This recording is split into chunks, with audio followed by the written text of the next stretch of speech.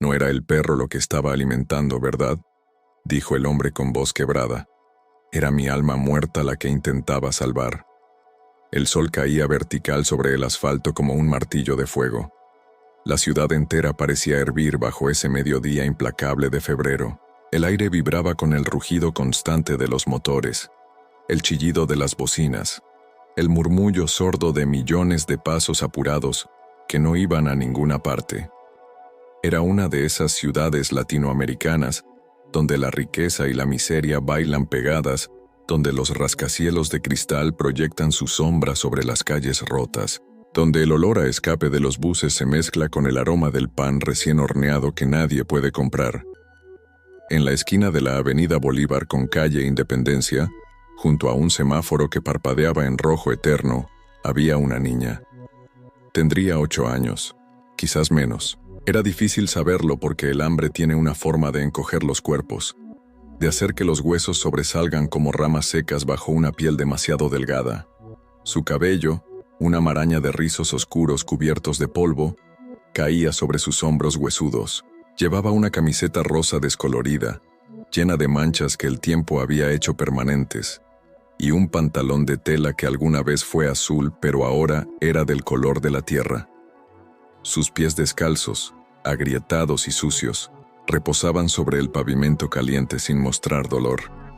Hacía mucho que había aprendido a no sentir, pero lo más notable, lo que hacía que algunos transeúntes giraran la cabeza apenas un segundo antes de seguir adelante, era lo que llevaba a la espalda. Un bulto envuelto en una tela raída, amarrada con nudos firmes sobre su pecho. De vez en cuando, el bulto se movía. Un llanto débil salía de allí, un sonido que se perdía entre el ruido del tráfico. Era su hermana, una bebé de tal vez 6 meses, con los ojos cerrados contra el sol despiadado. La niña estaba arrodillada. Frente a ella, tumbado sobre la acera, había un perro callejero. El animal era un desastre de huesos y pelaje sucio, con una herida abierta en la pata trasera de donde brotaba sangre seca. Respiraba con dificultad, los ojos entrecerrados, esperando quizás que la muerte fuera más piadosa que la vida, y la niña lo alimentaba. Sostenía una mamadera vieja, de plástico amarillento y rayado, llena hasta la mitad con lo que parecía ser leche aguada. Con una mano delgada como una ramita, acercaba la tetina a la boca del perro. El animal apenas podía levantar la cabeza, pero sus ojos se fijaron en la niña con algo parecido a la gratitud. Lamió torpemente, tragó un poco. La niña sonrió. Era una sonrisa pequeña, rota, pero real. «Tranquilo, Sombra», susurró. Ya viene, te vas a poner bien». Su voz era ronca, como si llevara días sin hablar con nadie más que con ese perro. Quizás era verdad. A su alrededor, la ciudad seguía su ritmo frenético. Los vendedores ambulantes gritaban sus ofertas. Las mujeres con tacones altos cruzaban la calle mirando sus teléfonos. Los hombres de traje ajustaban sus corbatas mientras esperaban el cambio de luz. Nadie miraba hacia abajo. Nadie veía, excepto uno. El Mercedes-Benz S-Class negro se detuvo en el semáforo. Las ventanas polarizadas ocultaban al ocupante, pero desde adentro, él podía verlo todo. Él lo veía todo. Siempre lo había hecho. Era parte de su naturaleza observar, calcular, medir el valor de las cosas. Su nombre era Sebastián Montalvo. 52 años. Cabello gris perfectamente peinado hacia atrás. Traje italiano hecho a medida. Reloj suizo en la muñeca que costaba más que un auto promedio. Era el dueño de la constructora más grande del país. El hombre cuyo nombre aparecía en los titulares de los periódicos financieros. El rostro que sonreía desde las portadas de revistas de negocios. Había construido imperios de concreto y acero. Había firmado contratos por millones. Había cenado con presidentes. Y ahora, sentado en la comodidad refrigerada de su auto, miraba a una niña descalza alimentando a un perro moribundo. Su chofer, un hombre de mediana edad llamado Ernesto, tamborileaba los dedos sobre el volante. «El tráfico está imposible hoy, señor Montalvo. Vamos a llegar tarde a la junta». Sebastián no respondió. Sus ojos permanecían fijos en la niña. Observó cómo ella inclinaba la mamadera con cuidado infinito, cómo acariciaba la cabeza del perro con ternura, cómo ajustaba la tela que sostenía a su hermana en la espalda, sin dejar de atender al animal herido. Algo en su pecho se movió, una sensación extraña, incómoda. Hacía años que no sentía nada parecido. «Espere aquí», dijo de pronto. Ernesto lo miró por el espejo retrovisor, sorprendido. «¿Señor?» Pero Sebastián ya había abierto la puerta. El calor lo golpeó como una bofetada. El ruido de la calle lo envolvió. Caminó hacia la niña, sus zapatos de cuero italiano pisando el asfalto sucio, esquivando charcos de aceite y botellas rotas. Cuando su sombra cayó sobre ella, la niña levantó la vista. Sus ojos eran enormes, de un marrón tan oscuro que parecían negros. No había miedo en ellos, tampoco esperanza. Solo una especie de cansancio antiguo, como si ya hubiera visto demasiado para sus pocos años. «Hola», dijo Sebastián, y se sorprendió de lo torpe que sonó su propia voz. La niña no respondió. Volvió su atención al perro. «¿Está herido?», preguntó él arrodillándose.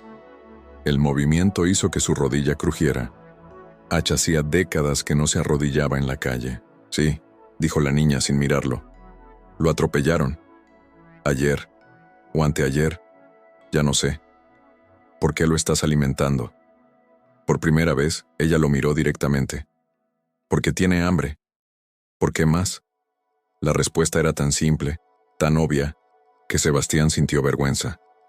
Una vergüenza profunda que no entendía del todo. «¿Esa leche? ¿De dónde la sacaste?». La niña dudó. «Una señora me la dio, en la panadería. Iba a tirarla porque se venció hace 3 días. Pero está bien, yo la probé». Sebastián sintió que algo se quebraba dentro de él. Miró la mamadera vieja, la leche turbia, el perro agonizante, y luego a la bebé en la espalda de la niña, cuyos bracitos delgados colgaban flojos. «¿Cómo te llamas?», preguntó con suavidad. «Lucía». «¿Y tu hermana?». «Mía». «¿Dónde están tus padres, Lucía?». La niña no respondió. Siguió alimentando al perro. Sebastián sintió que debía hacer algo, decir algo, pero no sabía qué. Todas las palabras que conocía, todos los discursos que había dado en auditorios llenos de ejecutivos, todas las negociaciones brillantes que había cerrado, se volvieron inútiles frente a esta niña y su silencio. Se puso de pie. Sacó su billetera de cuero, extrajo varios billetes sin contarlos. «Toma», dijo, extendiéndole el dinero. Lucía miró los billetes, luego lo miró a él, y muy lentamente negó con la cabeza. «No quiero». Sebastián parpadeó desconcertado. «Es para ti, para que compres comida, para tu hermana». «No quiero su dinero», repitió ella, volviendo su atención al perro. «Lo que quiero es que alguien me ayude a llevar a Sombra al veterinario». Pero nadie se detiene. Las palabras golpearon a Sebastián con una fuerza que no esperaba. Miró alrededor. Los cientos de personas que pasaban, cada una encerrada en su propia burbuja de prisa y preocupación, y esta niña, pidiendo ayuda para un perro callejero mientras cargaba a una bebé en la espalda. «Yo te ayudo», dijo antes de poder pensarlo. Lucía levantó la vista, sorprendida por primera vez. «¿En serio?». «En serio». Así fue como Sebastián Montalvo, el hombre que había construido la mitad de los edificios de la ciudad, terminó cargando a un perro moribundo en sus brazos, mientras una niña descalza caminaba a su lado. Ernesto casi se desmaya cuando vio a su jefe acercarse al Mercedes, con el animal sucio manchando su traje. Pero Sebastián no dijo nada. Simplemente abrió la puerta trasera y colocó al perro con cuidado sobre el asiento de cuero italiano que costaba más que el salario mensual de una familia entera. «Busque la clínica veterinaria más cercana», ordenó. «Pero señor, la junta, cancélela». Lucía subió al auto con movimientos torpes, mirando todo con ojos enormes. Nunca había estado en un coche así. Nunca había estado en ningún coche. La bebé en su espalda comenzó a llorar, un llanto débil y cansado. «¿Tiene hambre?», murmuró Lucía. Sebastián abrió el minibar del auto, buscó algo, cualquier cosa. Encontró una botella de agua mineral importada. La abrió y se la ofreció. «¿Tienes algo para dársela?». Lucía sacó de su bolsillo la misma mamadera que había usado para el perro. Sebastián dudó apenas un segundo antes de verter el agua dentro. Lucía se quitó a la bebé de la espalda, la acunó en sus brazos flacos y le ofreció la mamadera. Mía succionó con desesperación. El auto arrancó. El aire acondicionado envolvió a Sebastián con su frescura habitual, pero ahora el contraste con el calor exterior le parecía obsceno. Miró a Lucía, quien no dejaba de acariciar al perro con una mano mientras sostenía a su hermana con la otra. Sus pequeños dedos se movían con una ternura que él no había visto en años. Quizás nunca. La clínica veterinaria estaba en un barrio residencial, limpio y ordenado, donde las casas tenían jardines y las calles estaban pavimentadas. Cuando entraron, la recepcionista dio un paso atrás involuntario al ver al perro ensangrentado y a la niña sucia. Pero al ver a Sebastián, su expresión cambió inmediatamente. «Señor Montalvo», dijo, reconociéndolo de las noticias. «¿En qué podemos ayudarlo? Este perro necesita atención inmediata», dijo él con voz firme. «Hagan lo que sea necesario. Yo pago». El veterinario, un hombre joven de mirada amable, se llevó al perro de inmediato. Lucía quiso seguirlo, pero Sebastián la detuvo con suavidad. «Déjalos trabajar. Lo van a curar». Ella lo miró con desconfianza, pero finalmente asintió. Se sentaron en la sala de espera. Lucía en una silla de plástico, abrazando a Mía, quien ahora dormía. Sebastián a su lado, consciente de las miradas curiosas del personal. Pasaron los minutos en silencio, un silencio pesado lleno de preguntas no formuladas. «¿Por qué me ayudó?», preguntó Lucía de repente. Sebastián tardó en responder, no porque no quisiera, sino porque no sabía la respuesta. «No lo sé», admitió finalmente. «Algo en ti me hizo detenerme». «Nadie se detiene». «Lo sé. ¿Usted es rico?». La pregunta era tan directa, tan inocente, que Sebastián casi sonrió. «Sí». «¿Y es feliz?». La sonrisa murió en sus labios. Miró a la niña, con su ropa gastada y sus pies descalzos, sosteniendo a una bebé que probablemente no había comido bien en semanas, y le preguntaba si él era feliz. «No», dijo, y fue la primera vez en años que admitía esa verdad en voz alta. «No, no lo soy». Lucía asintió como si hubiera esperado esa respuesta. «Mi mamá siempre decía que el dinero no alimenta el corazón, solo la panza. Y ni siquiera eso, a veces». «¿Dónde está tu mamá ahora?». «Se fue. Hace 2 meses. Dijo que volvería, pero no volvió». «¿Y tu papá?». «Tú». «Nunca tuve». Las palabras cayeron entre ellos como piedras en un pozo sin fondo. Sebastián sintió un nudo en la garganta.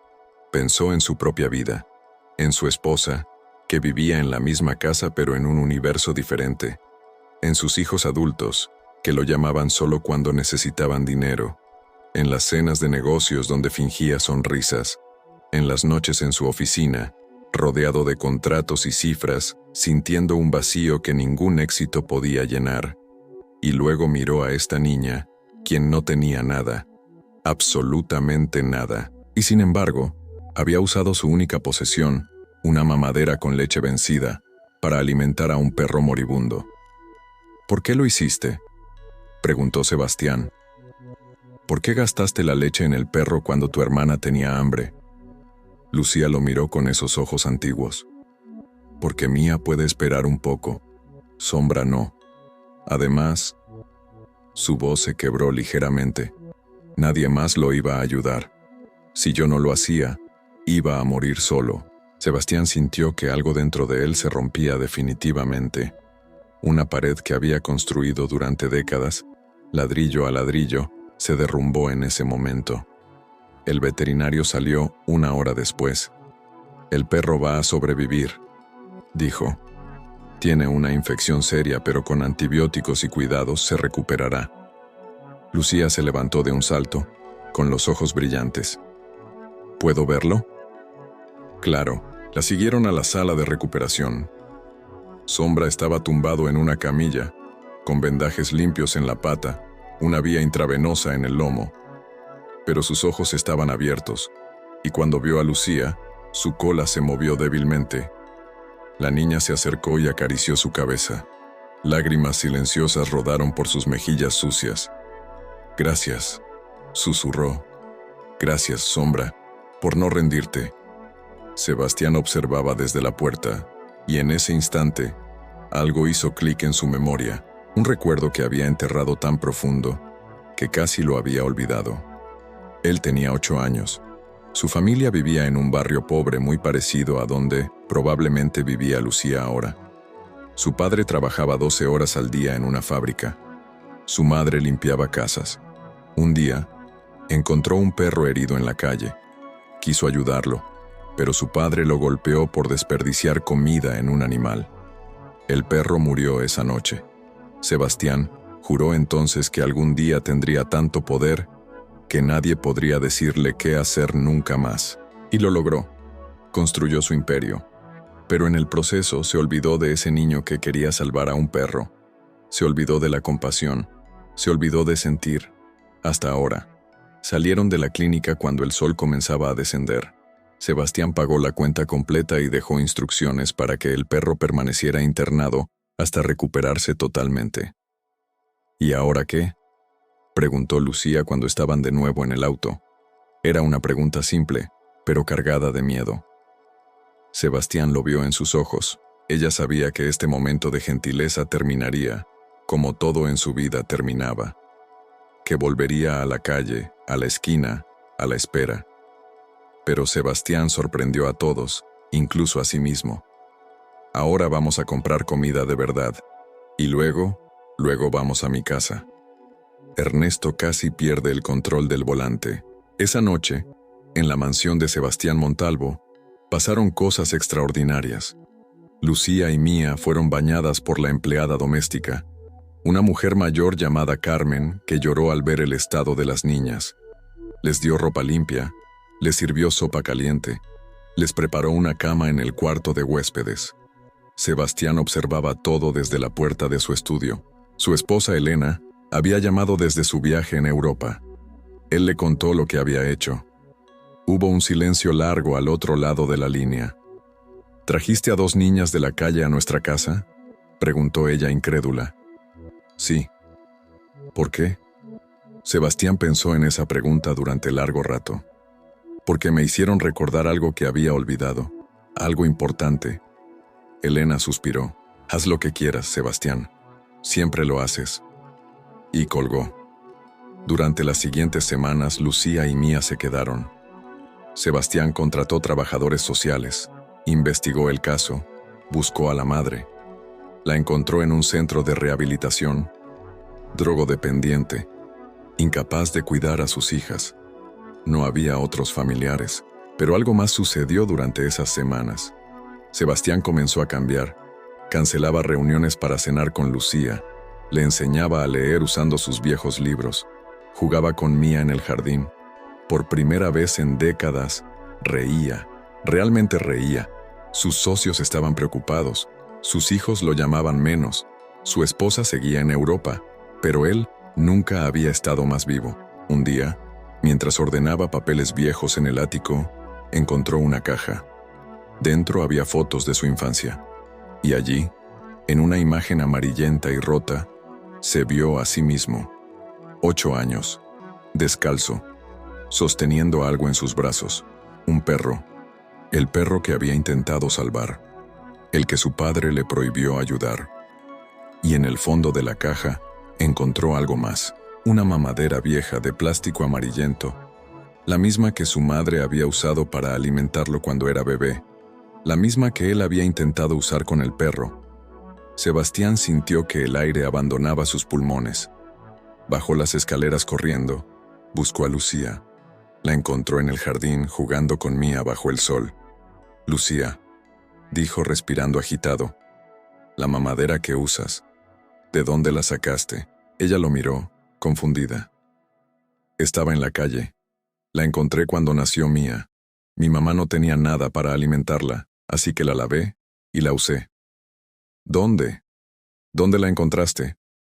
En la avenida Bolívar, frente a un edificio viejo, uno que iban a demoler. Sebastián sintió que el mundo giraba. Ese edificio. Él lo había mandado demoler hacía 6 meses. Era el edificio donde había nacido, donde había crecido, su pasado, convertido en escombros para construir otro rascacielos más. Y de alguna forma, esa mamadera había sobrevivido. Había viajado décadas en el tiempo, a través de manos desconocidas, para terminar en las manos de una niña que, como él, solo quería salvar algo que nadie más quería salvar. No era coincidencia. No podía serlo. Era el universo dándole una segunda oportunidad para ser ese niño que quiso ser, para sentir de nuevo. Sebastián se arrodilló frente a Lucía. Las lágrimas corrían libremente por su rostro. «Gracias», susurró. «Gracias por recordarme quién era yo antes de olvidarme de mí mismo». Lucía lo abrazó, y en ese abrazo Sebastián sintió algo que no había sentido en 40 años. Sintió paz. Los meses pasaron. Sebastián comenzó los trámites de adopción. No fue fácil. Hubo batallas legales, juicios, cuestionamientos. Pero él no se rindió. Por primera vez en su vida, luchaba por algo que no le daría dinero, que no le daría poder, solo amor. Y ganó. Lucía y Mía se convirtieron oficialmente en sus hijas. Sombra, el perro, vivía ahora en la mansión, completamente recuperado. Sebastián redujo sus horas de trabajo. Donó la mitad de su fortuna a causas para niños de la calle. Construyó refugios. Financió programas de alimentación. Su esposa nunca volvió. Sus hijos mayores dejaron de llamar. Pero él era feliz. Verdaderamente feliz. Una tarde, 5 años después, Sebastián estaba sentado en el jardín viendo a Lucía enseñar a leer a Mía. El sol caía dorado sobre el césped. Sombra dormía a sus pies. «Papá», dijo Lucía, ahora una adolescente brillante con sueños de ser veterinaria. «¿Alguna vez te arrepientes de habernos llevado a casa aquel día?» Sebastián sonrió. «Todos los días me pregunto qué habría pasado si no me hubiera detenido, y todos los días agradezco haberlo hecho». «¿Por qué te detuviste? Nunca me lo has dicho de verdad». Sebastián miró al cielo, buscando las palabras correctas. «Porque vi en ti algo que había perdido. Vi compasión sin cálculo, amor sin condiciones, y me di cuenta de que había pasado toda mi vida construyendo cosas de concreto mientras mi corazón se volvía piedra. Tú me enseñaste que la grandeza no está en lo que tienes, sino en lo que das». Lucía sonrió. «Yo solo estaba alimentando a Sombra». «Lo sé», dijo Sebastián con voz quebrada. «Pero no era el perro lo que estaba alimentando, ¿verdad? Era mi alma muerta la que intentaba salvar». Lucía lo miró confundida. Pero Sebastián sabía la verdad. Ese día en esa esquina caliente y ruidosa, cuando vio a una niña descalza compartiendo lo poco que tenía con un ser que nadie más veía, algo en él despertó. Algo que creía muerto para siempre. Y ahora, sentado en su jardín, rodeado de risas y amor, Sebastián Montalvo comprendió algo fundamental. A veces, los ángeles no tienen alas, tienen pies descalzos y corazones demasiado grandes para cuerpos demasiado pequeños. Y si tienes suerte, si realmente tienes suerte, uno de ellos se cruza en tu camino y te recuerda lo que significa ser humano. El sol se puso sobre la ciudad. Las luces comenzaron a encenderse una por una, y en algún lugar, en una esquina cualquiera, otra niña alimentaba a otro ser olvidado. Pero Sebastián ya no era parte de ese mundo de indiferencia. Él había elegido ver, había elegido sentir, y esa elección lo había salvado.